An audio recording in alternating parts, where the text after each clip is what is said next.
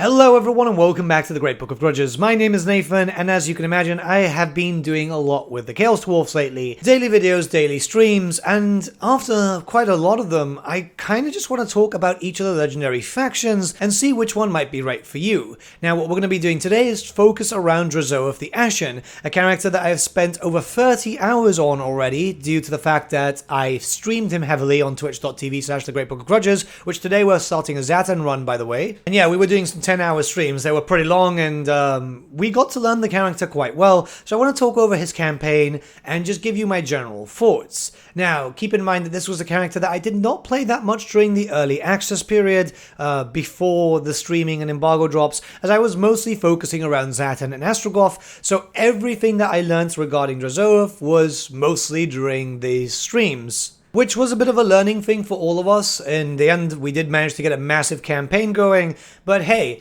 now let's just go right in, talk about the campaign in general, and just give some general thoughts. As you can imagine, we are starting off in the southern tips of the Darklands, so we are more surrounded by more potential enemies than the other factions. Ostrogoth and Zatan do have a lot more potential allies, so here you have to play the diplomacy route, and here you also have to play the aggression route. Now, before anything, we do need to talk about the faction effects, as these are really what makes your factions for the Chaos Dwarfs quite diverse.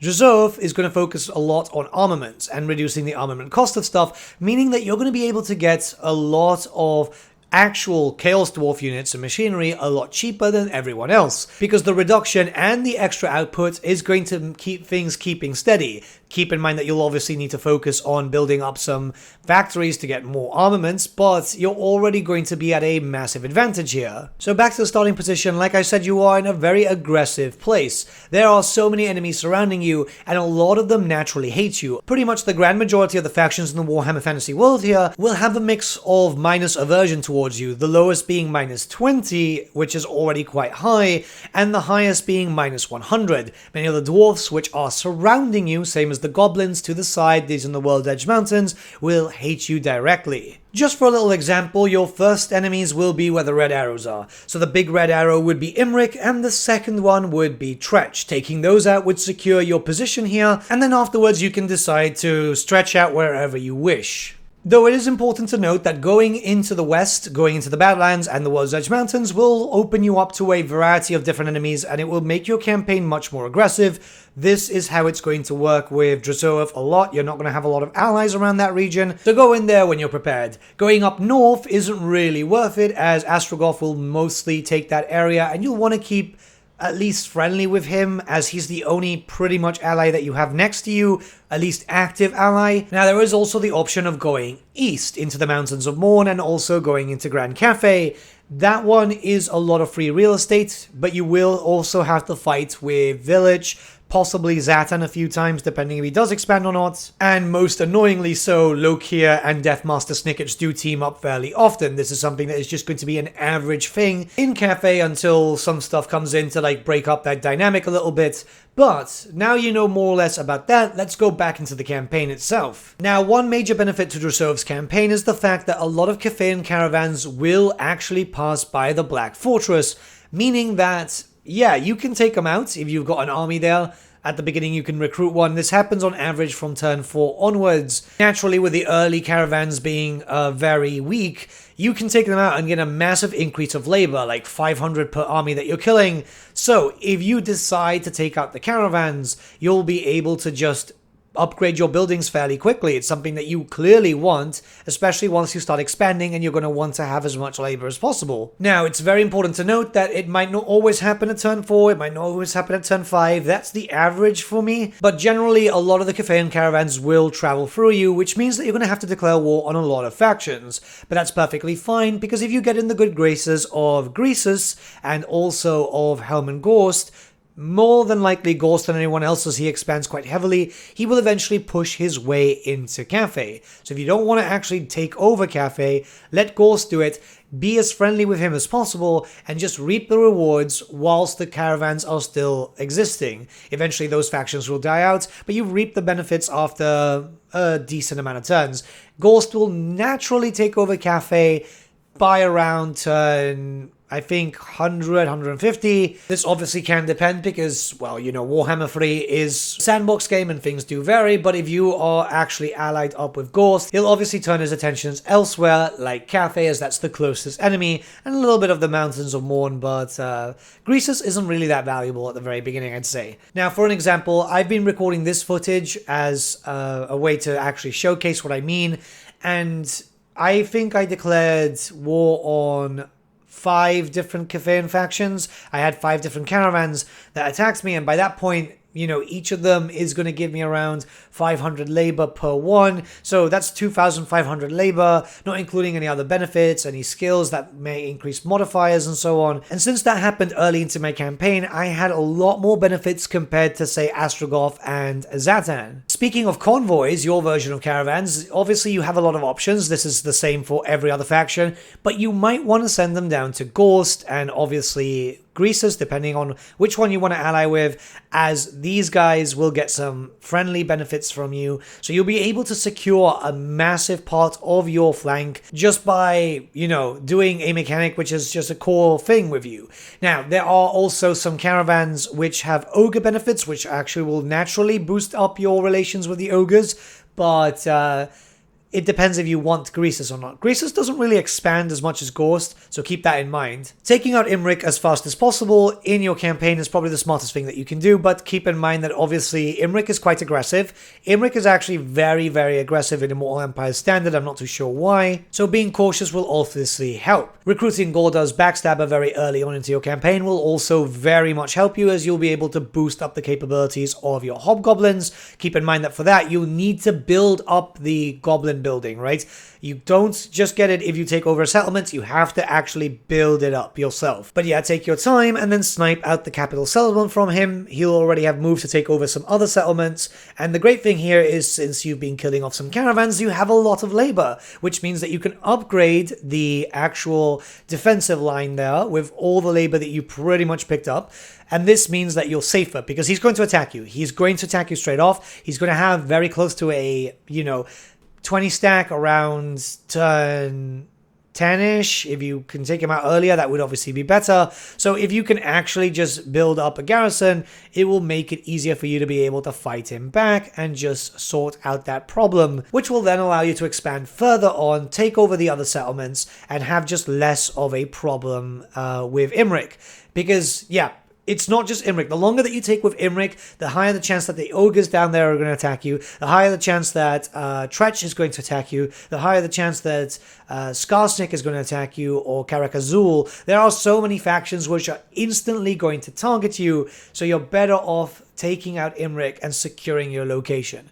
But yeah, so far, you can see that the campaign is very defensive yet quite aggressive at the same time. Regarding the seats in the Tower of Tsar, you will want to focus on industry. You can pick up pretty much anything that you want. Seriously, don't take my word as gospel, but if you focus on picking up the extra materials, since you already have increased production of armaments, you might as well just have the flow keeping as high as possible, so you can start working towards unlocking as many units as possible. Also keep in mind that you will need armaments and materials for some of your tech tree, but the idea is try get a stockpile, as trust me, it does help. If you fall flat, you'll start to have issues, and it will become very noticeable when you're getting into later game and you just don't have enough of the big booms. Going back to the labor supply, you can see here that again, still by turn 10, I'm still getting a bunch of these caravans passing around my territories, so I'm getting a lot more labor and funneling a lot of that back into my actual settlements. The one I'm avoiding, which is why I didn't build up too many troops, is the one that belongs to Zhao Ming. He's the closest one to me, and anti-player bias will then start kicking in and he'll eventually start making his way to me. So I'm trying to avoid arguments with him whilst I'm focusing on everything else. Many of these Cathayan factions will die out naturally, and some of them might even offer you cash for a peace treaty, so this can work for you. This can actually really work for you. The Ogre faction next to you in Imric will very likely declare war on you unless you start fighting Imric early on, and then you can get your relations up with them. It's a good idea because they will harass you a lot. Eventually, they will die out. Either Ghost will kill them, or Greasus will take over them, or maybe even Kugath if he does something. But the idea is, You don't want to fight these guys unless you've already taken out Imrik and possibly Tretch, so then you can focus on actually clearing them up as fast as possible. And if you're going to stay in good relations with Ghost, because last thing you want is Ghost having an open way to attack you. Queek is also a very valuable ally. Given update 3.0, it seems that every evil faction does actually start spreading out a lot more. Queek will like you if you start fighting against Imrik. So if you give him Bitter Bay, which most likely Imrik will take over, it secures your back line very, very well. Also, Queek will be busy fighting pretty much everyone else, so you'll also have a doorstop there, right? It'll keep you a little bit more secure. It depends, keep in mind, sometimes Karakazul might actually kill off Queek, but the Skaven are naturally more aggressive now, and obviously a major faction with a Legendary Lord has better auto-resolve results, so that means that he will expand further. Have an ally. Tretch you don't want because he's going to naturally betray you anyway, but Queek you can actually trust for a little bit. While yes, that settlement does have a landmark, you don't really need it at the very beginning. Some of the landmarks are quite expensive. Focus on the landmarks that actually give you more armaments or work orders and stuff, and you can focus on the other stuff later on. Here you can see my campaign at turn 25, where I've taken out Imrik, I've taken out Tretch, I'm moving on to the minor chore faction there, as you don't get diplomatic relation issues for killing him, and to be honest, he's going to betray you anyway. Queek likes me a lot, and Queek is busy with Karakazul, he's slowly moving up. He's also fighting against Skarbrand at the moment, because, you know, that thing happens. But generally, my focus after here would be building up my relationship with the Haunted Forest, so obviously with Ghost, and just keeping secure there, and have a army full of pretty much laborers just defending my northern front, whilst I also start moving down to take out the ogres and possibly Kulgath just to kind of expand here. But you can see it's a pretty good campaign movement so far, a lot of expansion and a lot of labor already, a lot of supplies. So Drazoath is very much getting into a lot of fights. It's not like the others, which are a bit more relaxed. But since it's the hardest campaign, you need to think ahead, and I think that this works out very well. Obviously, some stuff can change when you get your hands on it, because it's a sandbox game after all, but the general gist will always be around like this. This is why it's very hard to do a guide for Total War Warhammer, mostly because the AI is very, very difficult to predict. But if we then go into a comparison from my live stream campaign, so just 10 times the amount of turns from 25 all the way to 219, you can see I've got a lot of territory. At this point, I have confederated the two other factions, which were not doing so well. Zatan and Astragoth were starting to lose ground.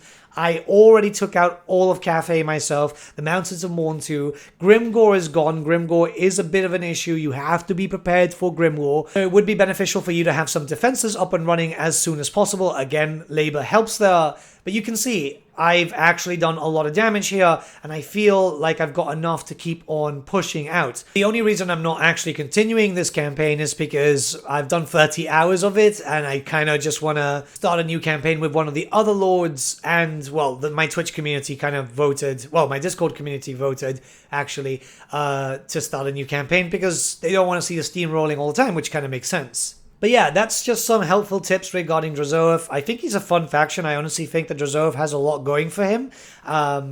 It's difficult. It's difficult compared to the other two. But that's what happens when you're surrounded by enemies on all fronts. Diplomacy is going to work here, but you're just not going to have that much diplomacy. But with all that being said, let me know what you guys think in the comments below about Drazoath's campaign, and let's start a bit of a discussion. And if you're interested in seeing Zat in the Black, I'm going to be streaming that today on twitch.tv/thegreatbookofgrudges. Pop by. I will actually be live by the time that this video goes live. So yeah, it'll be fun. But if not, have a lovely day, have a lovely weekend, and I'll see you all again very, very soon.